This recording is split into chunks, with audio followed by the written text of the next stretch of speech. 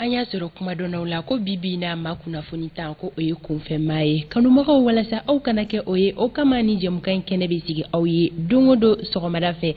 foli ni waleɲuman dɔn o bɛ di aw bɛɛ lajɛlen ma aw minnu bɛ yen nɔ k'aw sera ka cakɛyɔrɔw la maa minnu bɛ sokɔnɔnaw la ka fara lamɛnbaga jamakulu kan mɔgɔ mɔgɔ sɔgɔlen don Renouveau Télé ka fara Renouveau FM kan ni wagati kofɔlen in na an bɛ bɛɛ fo ka bɛɛ lajɛlen waleɲuman dɔn ka yira aw la k'a fɔ ko nin ye kunnafoni kɛnɛ sigi fɔlɔ ye.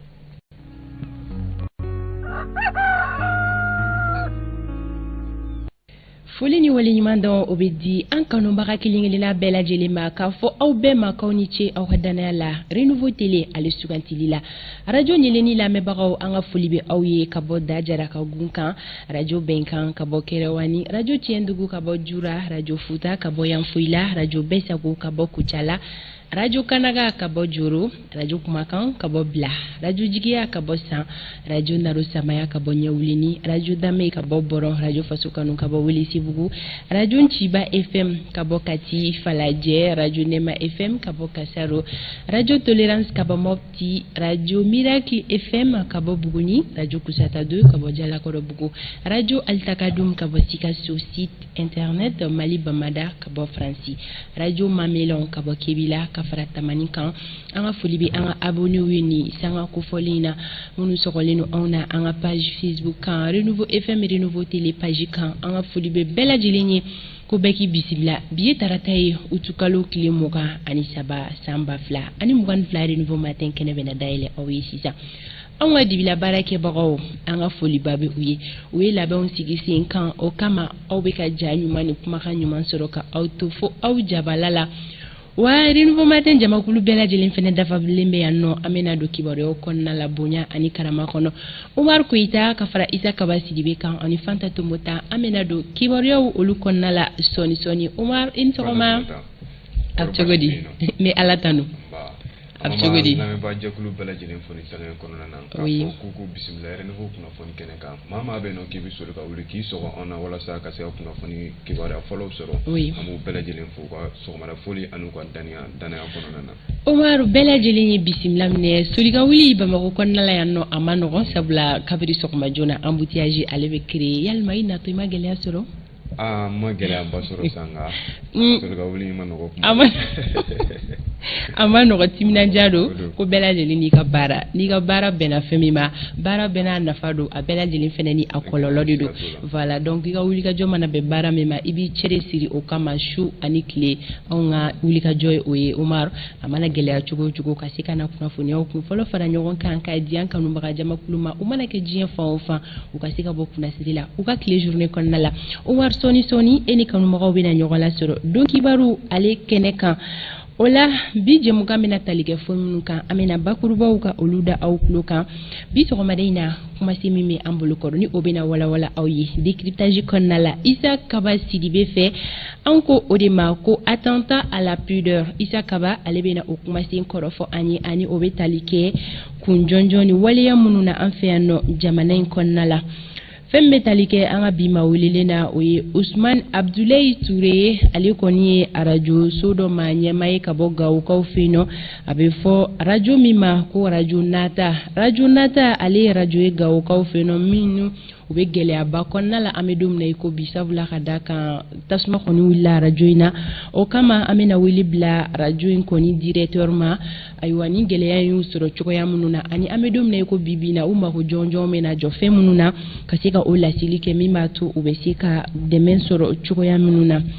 anw ka bidon baara ɲɔgɔn welelen an bɛna wele bila an baara ɲɔgɔn studio Tamani maaw ma i n'a fɔ aw yɛrɛ b'a kalama studio Tamani ni radio Renouveau ye partenaire ye a bɛ san caman bɔ o kama studio Tamani olu kɔni y'u ka san 9nan anniversaire la ɲɛnamaya utukalo tile 19 anw kɔni ni studio Tamani maaw ka rédacteur en chef bɛ na ɲɔgɔn lasɔrɔ min yɛrɛ ka wulikajɔ bɛnnen don olu ka kunnafoniya ko ɲɛmaaya o minɛbaga ye ale ye ni o ye Mohamed Ture ani ale bɛ na ɲɔgɔn lasɔrɔ ka se ka ɲɛfɔli jɔnjɔn kɛ u ka ni san 9nan ɲɛnajɛw olu ko ɲɛ kanaw la sɔgɔmada in na ko bɛɛ lajɛlen k'i tulo majɔ ka ɲɛ maa caman mɛn ko studio Tamani u t'a dɔn fɛn mun de don an bɛna masala o kan kosɛbɛ studio Tamani yɛrɛ ye fɛn sugu jumɛn u ka wulikajɔw n'u ka baaraw bɛ bɛn jumɛn ma fɛn bɛ tali kɛ Mahamud la ale bɛna a da don o la tan ka segin kibaruyaw olu ye laada ye jɛmukan in kɔnɔna la o bɛ lase Sori Ibrahim Diallo fɛ Sori bɛ munumunu salo la sɔni don kibaru kɔfɛ dɔrɔn an n'a bɛ ɲɔgɔn lasɔrɔ ka se ka ɲɛfɔli jɔnjɔn kɛ bɛɛ lajɛlen ye fɛn bɛ tali kɛ kɛnɛya kunnafoni na sɔgɔmaden nata o bɛ tali kɛ sigarɛti min a n'a kɔlɔlɔw kan docteur bɛna ɲɛfɔli kɛ Hawa Daɲogo ale ka wuli ka jɔ ye don o don ka se ka se kɛnɛya tigilamɔgɔw ma an ka kɛnɛya tagabolo ɲumanw an bɛ se ka olu dɔn cogoya minnu na ka dɔɔni kɛ bana caman kan ani a furakɛli cogoyaw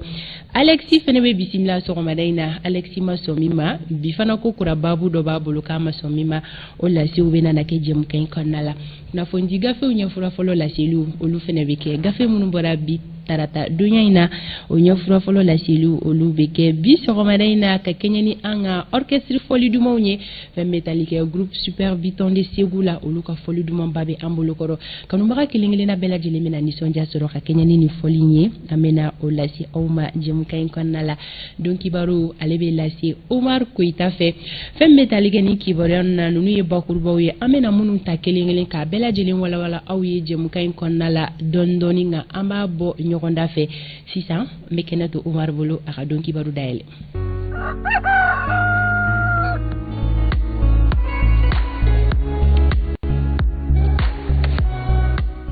sanga mukan ani duuru o bɛ nɛgɛ kaɲɛ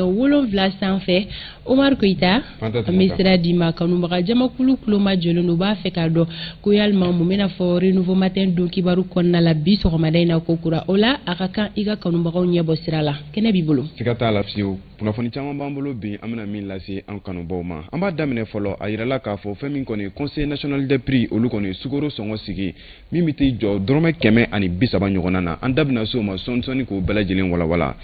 fɛn min kɔni maa minnu min bɛ tali kɛ parti politique maa minnu kan ka ta ka don jɛkulu la min bɛ wele ko EJ min dabɔlen don ka kalafili kɔɲɔw labɛn a yirala k'a fɔ o ko kɛmɛ gɛlɛya bi kosɛbɛ an b'an da don fana na k'o walawala sɔɔni an da sera a ma an ka kununko kunnafoni kɔnɔna na colonel Abdoulaye Maïga ale kɔni de bilala Choguel Kokala Maïga nɔ na fɔlɔ yanni a ka kɛnɛyaw ka sabati ni Sedina Umar y'a ɲɛ kɔmi ka na an bɛna o bɛɛ lajɛlen walawala sisan kunnafoni kɔnɔna na an b'a dɔn k'a fɔ nin waati da in kɔnɔna na sukoroko ale kuma cayara kosɛbɛ yɔrɔ caman na gɛlɛya tun bɛ sukoroko la a sɔrɔliko la fo ka taa se a sɔngɔko ma o hukumu kɔnɔna na tile caman ɲɔgɔn sama tɛmɛnen direction nationale générale de commerce fɛ n'a bɛ fɔ a ma bakuruba fɔ la DGCC ale ni feerekɛla minnu bɛna ni sukoro olu ka ɲɔgɔnyew kɔfɛ u kɔni y'a ŋaniya siri k'a fɔ ka sukoro sɔngɔ bila 130 ɲɔgɔnna na o waleyaw kɔni na o bɛnkanw kɛra ka bɛn kununko ntɛnɛn ma utikalo tile 22 san 2022 fɛn min yɛrɛ kɛra minisiri ale ka yamaruya hukumu kɔnɔna na sɔn don nataw la an bɛna an da don o kunnafoniw bɛɛ lajɛlen na ka walawala ani kungo minnu b'a la ka o bɛɛ lajɛlen fɔ an da sira ma an ka kununko kunnafoniw kɔnɔna na fɛn min colonel Abdoulaye Maïga ale de kɔni bɛna premier ministre Choguel Kokala Maïga nɔrɔ bila waatinin kɔnɔna na yanni a ka kɛnɛyaw ka sabati o waleya in yɛrɛ kuma kunnafoniw lasera secrétaire général de la présidence fait kunnafoni di siraw fɛ ORTM na an ka jɛ an ka laseliw tɔw lamɛn a kan kabini utikalo tile 17 tɛmɛnen kunnafoni caman carila min tiɲɛna galoma faranfasiya ka bɔ ɲɔgɔn na o kunnafoni ninnu y'a yira k'a fɔ ko AVC ye premier ministre bin ani k'a ladalen don kɛnɛyaso dɔ la bɔlɔlɔw sanfɛla la kumaw cayara o la primature ye bataki sɛbɛn dɔ bɔ k'a yira k'a fɔ ko premier ministre ko a bilalen don sɛngɛlafiɲɛbɔ de la ko kalo 14 tɛmɛnen kɔ baara la ko dɔgɔtɔrɔ y'a laɲini ko Choguel Kokala Maïga premier ministre ko waati sera k'a ka sɛngɛlafiɲɛbɔ dɔɔni ka tugu baaraw cayara ani ko dɔgɔkun kelen o kɔfɛ k'a bɛ se ka baaraw daminɛ inshallah nga a ka ca ni dɔgɔkun kelen bi premier ministre ale ma segi ka na baarayɔrɔ la halisa o hukumu de kɔnɔna la camacɛ fanga ɲɛma ale y'a fɔ ko colonel Abdoulaye Maïga ni o ye ministre de l'administration territoriale et de la décentralisation et porte-parole du gouvernement k'o ka premier ministre nɔna bila fɔlɔ halisa an bɛ nɔgɔya da kɛ premier ministre ala ka a ka banaw bɛɛ ban fɛn min kɔni parti politique fanfɛla ye olu caman kɔni nisɔndiya yira k'a fɔ colonel Abdoulaye Maïga ale ye bilali min kɛ premier ministre nɔ na ni sangada in kɔnɔna na dɔw y'a yira k'a fɔ ko Abdoulaye Maïga ko ale kɔni ye waleya ɲuman ye min taara président fɛ ka premier ministre nɔrɔ bila nin waati in kɔnɔna na k'a sababu kɛ ko kumaɲɔgɔnya bɛ tɛmɛ kosɛbɛ ale ni parti politique ni ɲɔgɔn cɛ an ka jɛ an ka parti politique maa dɔw ka lase lamɛn a kan Sorasidu filanan porte-parole du gouvernement o ye Choguel ka côté awa ministre fana do ministre min do a bɛ parti politique fana nɔfɛ donc nin bɛ ɲɔgɔn sɔrɔ cɛ kelen min na donc o la bi c'est à dire ale mɔgɔ tɛ yen min placé len don ka ɲɛ k'a bɔ bon ale tɛna kɛ président ye a tɛna mɔgɔ yira k'i kɛ président ye ale ye neutre de ye comme Assimi ye neutre ye cogo min n'i y'a bi Assimi ye fɛn sɔrɔ donc an b'a ɲini mɔgɔw fɛ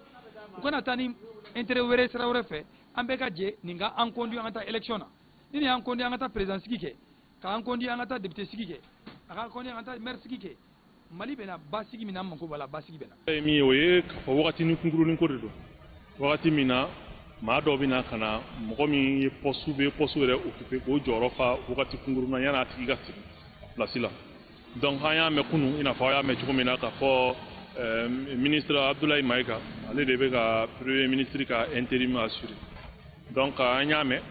président de bɛ se k'o décider ale de premier ministre sigi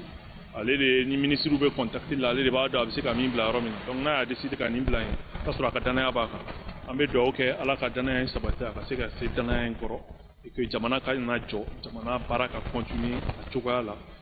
an bɛ dossier minnu kan bi n'o ye réforme ye n'o ye jamana lakanaw ye olu baaraw ka se ka continuer normalement.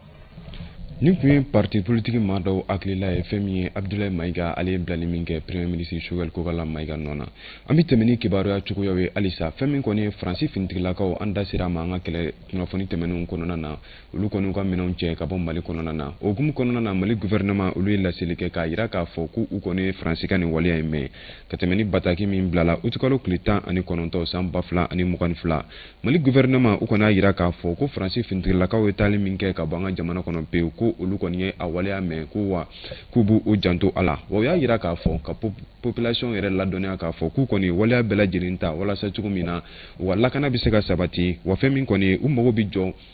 fɛn minnu na lakana ko hukumu kɔnɔna na k'o bɛɛ lajɛlen sabati u y'a jira fana k'a fɔ k'u na baara bɛɛ lajɛlen kɛ fɛn min an ka camancɛ bolo ka taa se kɔrɔnfan bɛɛ lajɛlen ma ka lakana sabati nin bɛɛ lajɛlen na jamanadenw yɛrɛ ka lafiya bɛ sɔrɔ fɛn min na. An bɛ tɛmɛ ni kunnafoni cogoyaw ye halisa CNT ale kɔni ka munumunu hukumu kɔnɔna na an sera a ma kuma caman u silen kɔ Menanka Bajangara ka taa se Kidali an fɛnw bɛɛ lajɛlen ma u ka munumunu kun kɔni cɛra duwansakaw fɛ yen nɔ min yɛrɛ la u taara kalafili sariya kura min taara kalafili hukumu kɔnɔna na k'u ɲɛfɔ politikimaw ka taa se société civile mɔgɔw bɛɛ lajɛlen ma o hukumu kɔnɔna na Janjo Idrissa Sidibe Janjo Masa ale ni Zakari Umar Keita u ni minnu nana ka n'o di an ma an ka jɛ an k'o lajɛ. A ka ca ni kalo kelen kulu min bɛ CNT kɔnɔ minnu ka baara ɲɛsinnen don jamana sariya ko ani jamana cakɛdaba ko kunkanko kibara ɲɛnabɔli ma u ye région 19 bɛɛ lajɛlen taama ni sariya kisɛ ye u ko min ma ko loi électorale n'o ye sariya kisɛ kura min talen don walasa k'an ka jamana kalata ko olu bɛɛ lajɛlen sigi sen kan taama kuncɛra duwanzankaw fɛ yen nɔ dɔgɔkun tɛmɛnen na sigi min senfɛ min ye maa ɲɛmaw ye u nana ka caya kosɛbɛ kulu maa ɲɛmaw ni diinɛ ɲɛmaw ni dugutigi caman olu ye ɲɔgɔn lasɔrɔ duwanzankaw fɛ yen nɔ ɲɔgɔn ye min kɔnɔna na min ye gouverneur min bɛ duwanzan ale y'a ka nisɔndiya yira kosɛbɛ sabu ko nin bɛ kɛ sababu ye ni sariya kisɛ min ni a kɔnɔ kunkanko kibaruya walawalala a tabaw olu fɛ bɛɛ lajɛlen ka faamuba sɔrɔ nin sariya ko in na walasa min bɛ kɛ sababu ye k'an ka jamana kalata ko ni ka gɛlɛya caman k'o bɔ a la. Commission maa ɲɛma n'o ye Sulemande ye ale y'a ka nisɔndiya yira kosɛbɛ ka sababu kɛ maa ɲɛma minnu n'olu ye sigida ɲɛmaw ye minnu bɛ duwanzan marabolo kɔnɔ u bɔra ka caya ani bɛɛ lajɛlen y'a kanu k'a dɔn ɲininkali minnu bɛ u fɛ u y'o bɛɛ lajɛlen kɛ u ka se ka wasaw k'o lasɔrɔ cogo min na. Mali région 19 tɛmɛnen kɔ ka bɔ yen min ye nin kulu maa minnu ni o ye commission loi mɔɔw ye u bɛna nin baara kelen ni ka sigi sen kan dɔgɔkun nata Bamakɔ Mali faaba la walasa nin sariya kisɛ in kɔnɔ kibaruya bɛ se ka ɲɛfɔ Bamakɔ a n'a lamini fana bɛɛ lajɛlen ye cogo min. CNT u kana hakilila ka fisa kosɛbɛ a bɛ kɛ sababu ye jamanadenw u bɛ kalafili sariya kura in u b'a dɔn wa fɛn minnu b'a kɔnɔna na ka se ka faamuyaw bɛɛ lajɛlen sɔrɔ o la an y'a jira k'a fɔ fɛn min kɔni parti politique maa minnu kan ka don ta sɛbɛn baara hukumu kɔnɔna na n'an b'a fɔ o ma EJ min dabɔlen don ka kalafili koɲɛw ɲɛnabɔ don nataw la o ko kɔni kɛlen don gɛlɛyaba ye bi na parti politique caman olu sama ka bɔ a kow kɔnɔna na walasa a ko bɛ se ka ɲɛnabɔ cogo min na ministériso min bɛ yen nɔ ni a bɛ fɔ o ma administration territoriale olu kɔni a jira k'a fɔ k'u bɛna choisili kɛ ni vote de ne a bɛ fɔ ma choix par tirage okumu kɔnɔna na fɛn min kɔni société civile ma caman ye olu y'a yira k'a fɔ ko ani sariya sɛbɛnw k'u u taabolow ti bɛn parti politique caman fana olu fana y'u ka nisɔngoya yira a ko la a ko mana kɛ cogo min na don nataw la an bɛna an da don a kunnafoniw bɛɛ lajɛlen na k'a walawala kunungo an ka kunnafoni okumu kɔnɔna na an y'a yira k'a fɔ mali ye pankuru kura minnu san olu kɔni u ye baaraw daminɛ fɛn min kɔni songo 25 ye a yirala k'a fɔ ale kɔni wulikajɔ dɔw kɛ ɲɔnɔ fanfɛla ani boni fanfɛlaw la min kɛra sababu ye ka maa banbagaci caman ka olu dan yan kɛrɛnkɛrɛnnenya la maa minnu bɛ yen nɔ ni olu ni banbagaci ɲɛmaa dɔ ka surun kosɛbɛ ni a bɛ fɔ ma Umar Angoyiba k'a kɛra sababu ye ka maa caman bɔnɛ a ni na ale ka fanfɛlaw la kɛrɛnkɛrɛnnenya la maa dɔ bɛ a la ni a bɛ fɔ ma Abura Angoyiba ni bɛɛ lajɛlen b'a dɔn u senfa la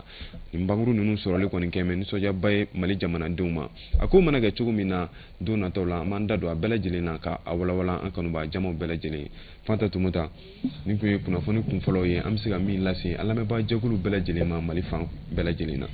Omar Koita a diyara kanubagaw jɛkulu ye tagalen ɲɛfɛ kibaruya tɔ olu laseliw na kɛ tako filanan o kɔnɔna la o la an bɛ don kibaru tako fɔlɔ kɔni datugu ɲanyɔrɔ la an bɛ an sɛnsɛn ka taga an ka siraba sanfɛlaw la o la bi tarata dɔgɔkun tile filanan o ye bi ye yalima an ka sirabaw bɛ lahalaya jumɛn de kɔnɔna la gɛlɛya jumɛnw bɛ taa ni ka segin kɔnɔna na